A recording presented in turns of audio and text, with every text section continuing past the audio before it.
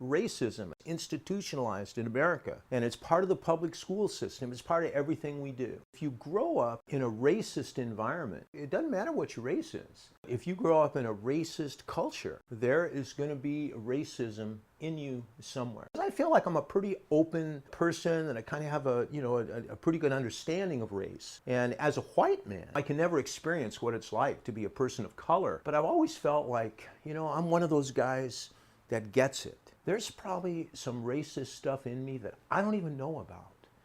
And am I willing, really, to start asking myself the kinds of questions you need to ask to really explore that? There is stuff in me that I'm not aware of, and I've got to figure out what it is and how it impacts the way I interact with people, the way I do my work, the way I think, and also realize that I've got to have the courage to start talking out loud about it. If it's true that there is an element of racism in each of us, put us on a continuum from the blatantly racist folk. And by the way, I don't see very many of those people teaching, because what I typically see in teachers is a real willingness to reach out and connect with kids. But say from blatantly racist to obviously enlightened, for lack of a better descriptor.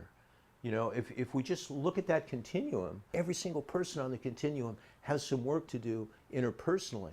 There's unconscious racism, unconscious bias, and that we're not going to address it, and we're not going to be the best that we can be if we're trying to reach out to these students of color until we're actually able to not only find it in ourselves, but talk about it openly and talk about it with other people and other educators. So in terms of impact on students, I suspect that to the degree that we can find comfort with finding that truth within us, within each of us, around where those racist tendencies lie, and then sharing them with one another, it's going to change the way we work, and it's going to make us better.